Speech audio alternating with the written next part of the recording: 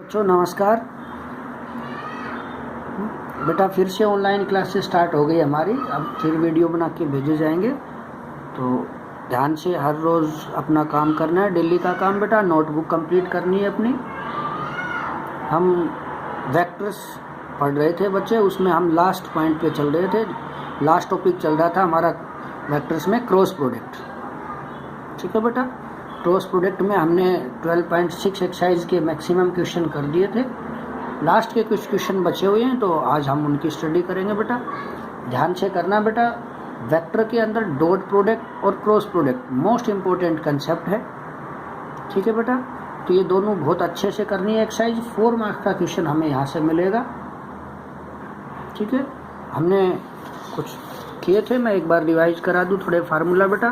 भाई cross product A cross B, दो vector की क्रॉस आई जे के। यहाँ बेटा ए वेक्टर में आई जे के मल्टीपल मान लेते हैं A1 A2 A3, B vector में आई जे के मल्टीपल B1 B2 B3, और फिर इस डिटर्मिनेंट को एक्सपेंड करके जो आया था वो क्रॉस प्रोडक्ट। ठीक है बच्चे, फिर आया था एंगल बिटवीन टू वेक्टर। ठीक है बच्चे, angle between two vectors.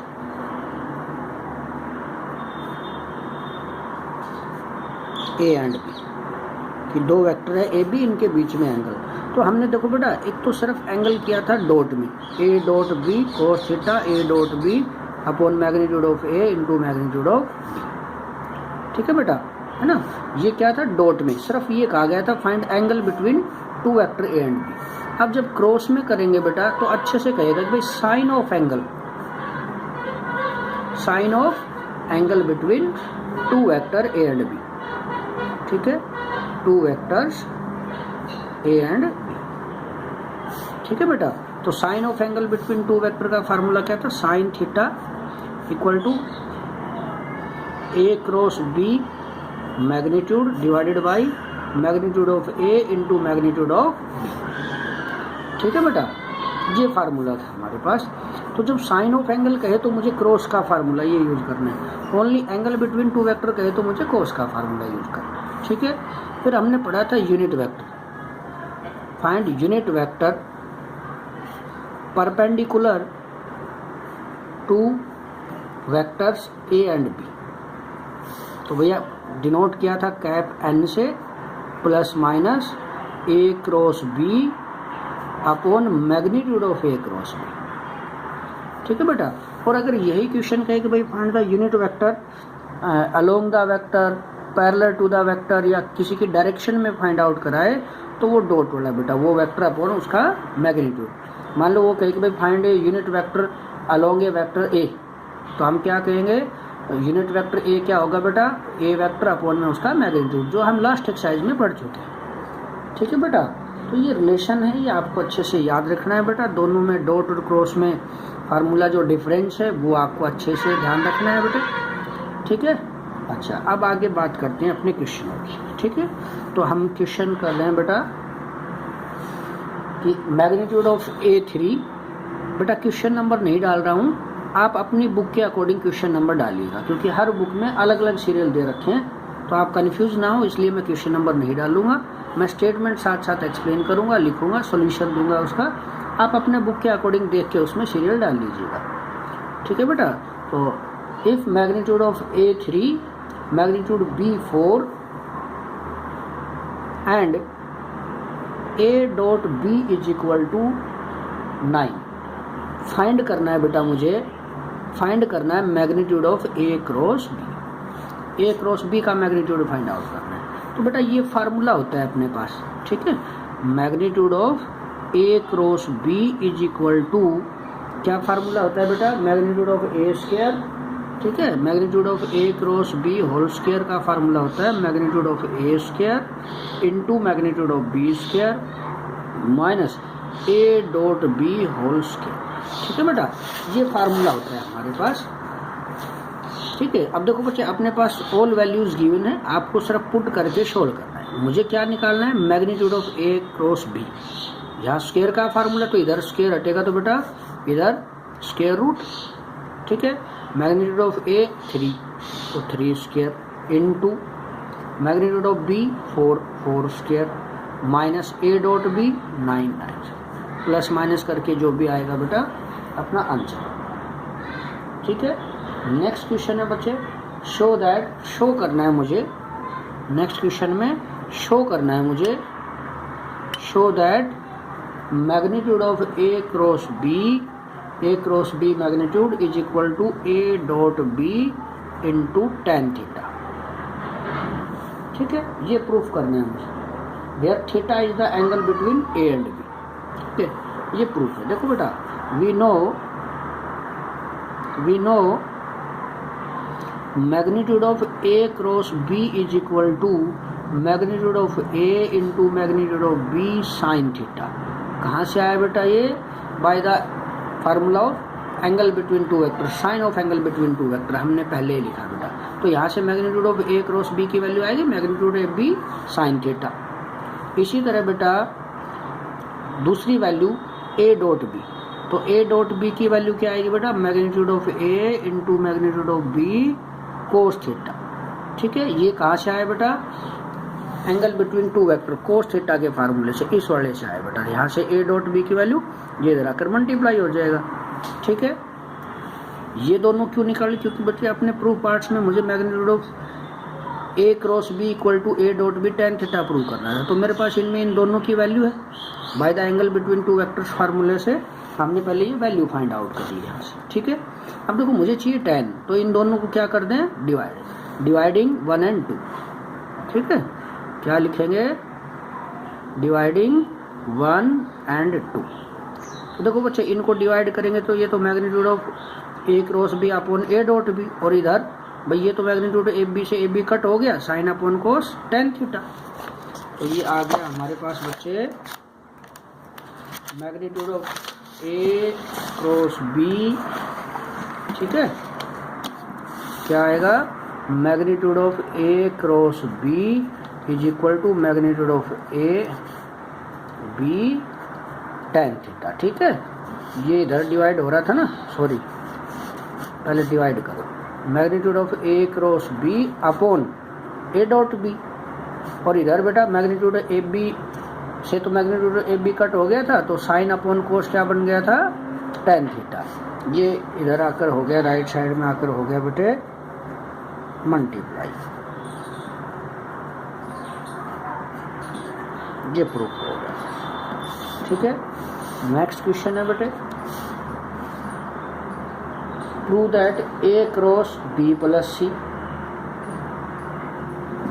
Prove करना है मुझे A cross B plus C plus B cross C plus A plus C cross A plus B is equal to आए जी।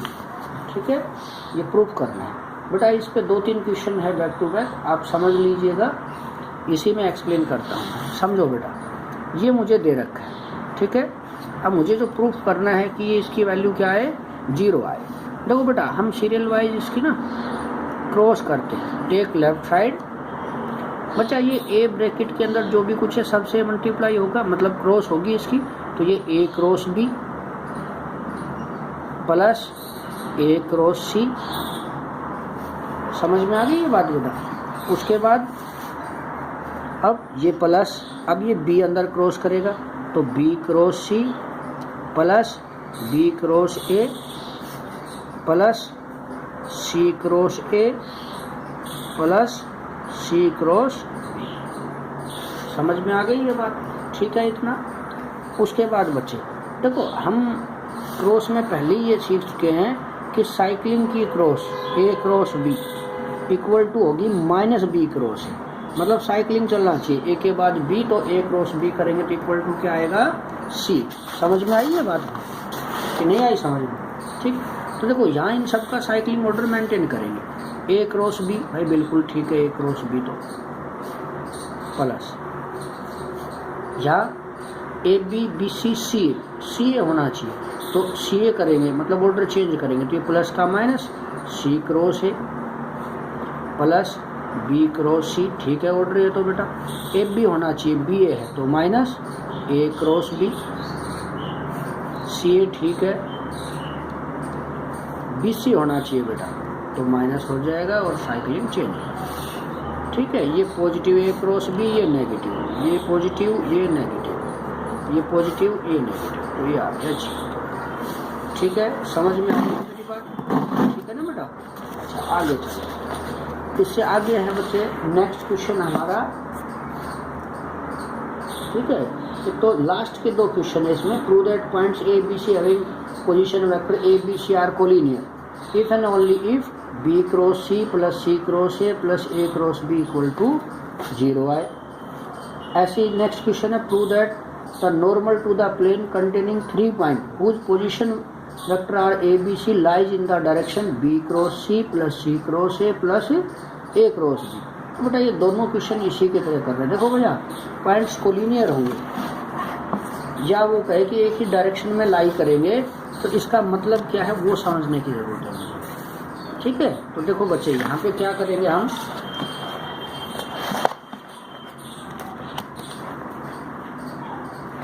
ठीक है, तो यहाँ पे जो करना है बच्चे कि वो कहे कि पॉइंट्स कोलिनियर है या लाई करे इन ए डायरेक्शन, एक ही डायरेक्शन है। ठीक है, कि 3 पॉइंट है बेटा, ए बी सी 3 पॉइंट है, इनके पोजीशन वेक्टर, इसका ए है, बी का बी है और सी का सी है। तो वो कोलिनियर होंगे, कब कोलिनियर होंगे? जब B cross C plus C cross A plus A cross B equal to क्या है बेटा? 0 आए। ठीक है ना। तो एक तो ये रिजल्ट प्रूफ करना है मुझे, या ये कहूँ कि भैया कि वो जो 3 पॉइंट है उनके जो position vector A B C वो लाई करेंगे एक डायरेक्शन में। वो डायरेक्शन क्या होगी बेटा? B cross C plus C cross A plus A cross B. तो देखो मेरे भाई ध्यान से समझ लो, सुन लो इसमें कि पॉइंट्स कोलिनियर हो या एक डायरेक्शन में लाई करे, इसका मतलब है उनके दो वेक्टरों की जो क्रॉस है वो इक्वल टू 0 आए। तो A B cross B C equal to 0। कोई भी दो, ए बी ए सी ले सकते हो, बी सी ए सी ले सकते हो बेटा, जरूर नहीं ए बी और बी सी ले आप। ठीक है, इसका मतलब है कि पॉइंट्स क्या है यहाँ पे? पॉइंट्स कोलिनियर है। या करे भाई lies in A direction, lies in the direction. ठीक है बच्चे, तो देखो ए बी का मतलब है B minus A, B C का मतलब है बेटा B C, C minus B equal to 0। Cross करते हैं बेटा पहले बी के साथ, तो B cross C minus B cross B minus A cross C minus minus plus A cross B. ठीक है बेटा, सेम वेक्टर की क्रॉस होती है 0, तो ये तो 0 क्या बच गया हमारे पास? बी क्रॉस सी, सी ए होता है तो लिखते भाई साइक्लिंग चेंज कर देंगे तो साइन चेंज कर देंगे इसका, प्लस ए क्रॉस बी। यही मुझे प्रूफ कराया था। आया समझ में? ठीक है, नेक्स्ट क्वेश्चन है बेटा हमारा,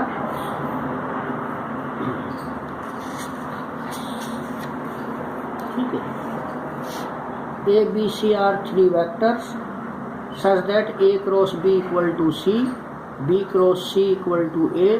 prove that A B C are mutually perpendicular, या कहे बेटा at right angle, and magnitude of B1 C equal to magnitude of ए।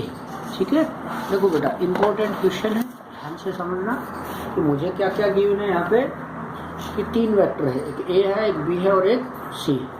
उनमें 2 की क्रॉस थर्ड के इक्वल है। ए बी की क्रॉस बेटा सी के इक्वल है, और बच्चे बी सी की क्रॉस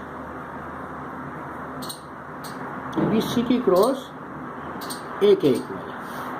ठीक है, तो मुझे एक तो प्रूफ करना है, जब ये 2 दे रखे हो तो पहला प्रूफ तो ये है कि भाई जो हमारे पास ए बी सी वेक्टर है ये म्यूचुअली परपेंडिकुलर वेक्टर है, एक तो ये शो करना है मुझे।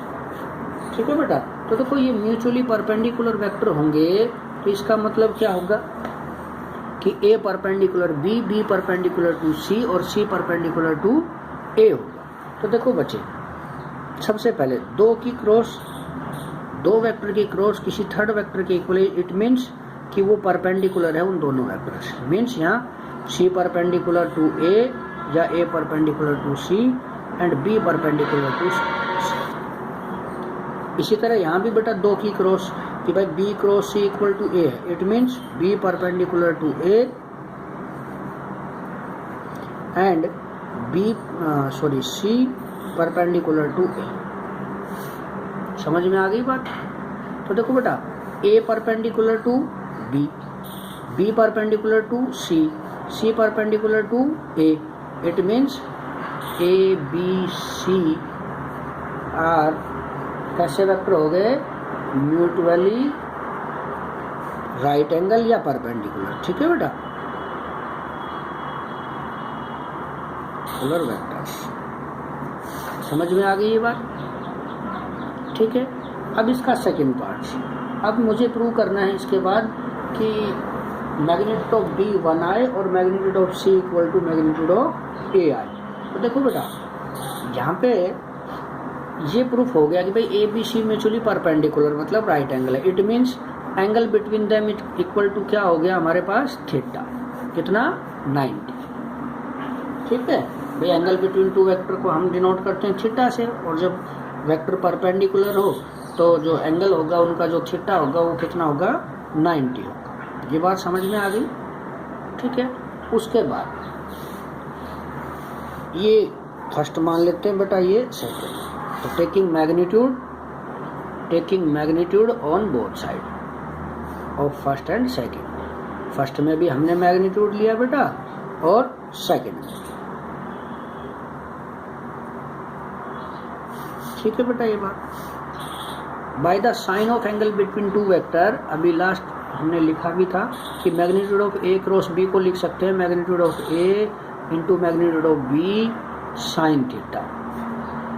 ठीक है बेटा, थीटा की वैल्यू कितनी है? पहले ही प्रूफ हो गई है कि भाई ए बी सी में म्यूचुअली परपेंडिकुलर है, इट मीन्स थीटा की वैल्यू हो गई 90।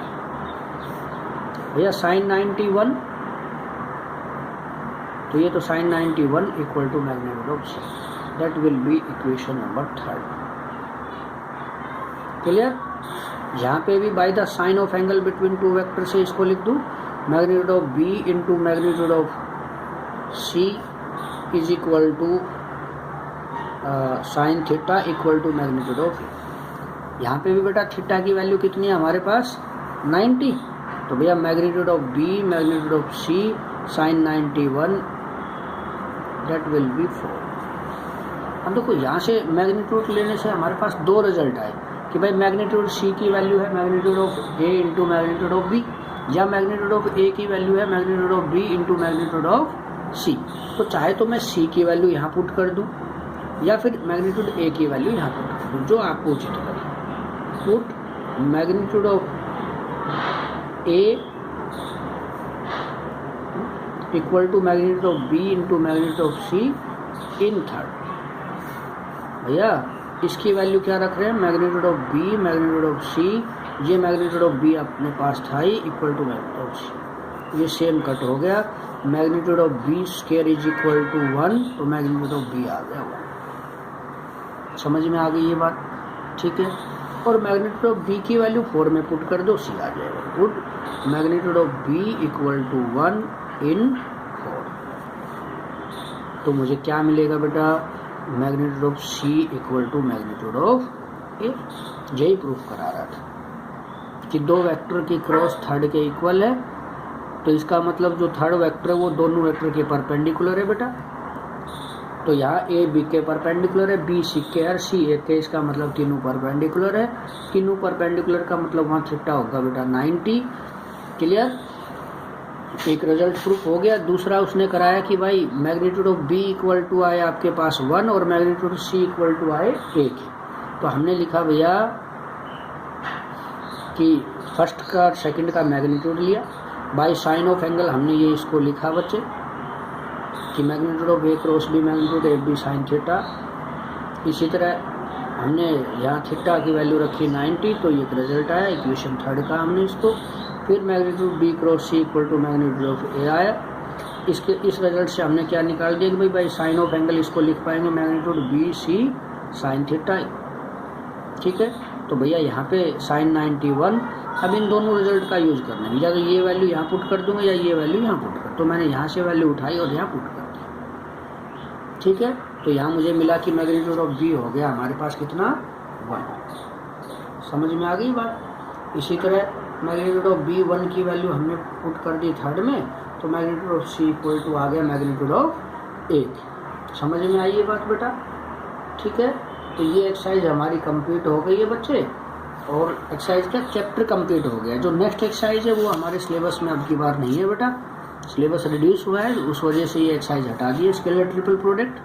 तो ये चैप्टर कंप्लीट, बहुत अच्छे से इसकी तैयारी करो बेटा, इसकी नोटबुक बनाओ, फिर हम नेक्स्ट टॉपिक पे बात करेंगे बेटा। और नेक्स्ट टॉपिक रहेगा हमारा 3D, chapter number 13, 3 dimension geometry. तो आपको इसमें फर्स्ट एक्सरसाइज में जो फार्मूलाज है वो लर्न करने हैं। कल के लेक्चर में हम 13.1 पे डिस्कस करेंगे, कुछ इसका बेसिक करेंगे पहले, फिर एक्सरसाइज करेंगे। ठीक है बेटा? तो आपको इसका इंट्रोडक्शन पढ़ना है, इसके जो बेसिक फार्मूलाज है, direction ratio, direction cosine, section formula आप पहले से जानते हैं बेटा। मेन आपके लिए जो इस एक्सरसाइज में लर्न करने के लिए फार्मूला है, direction cosine of a line और direction ratios, angle between two line, ठीक है, relation between direction cosine of a line. ठीक है, ये आपको याद करना है बेटा। ठीक है, कि कल हम जब स्टार्ट करें तो आपको ये ना लगे कि भाई हम फार्मूले लर्न नहीं है, तो पहले आप फार्मूले लर्न करेंगे बेटा, उसके बाद फिर हम एक्सरसाइज स्टार्ट करेंगे। ठीक है, थैंक यू।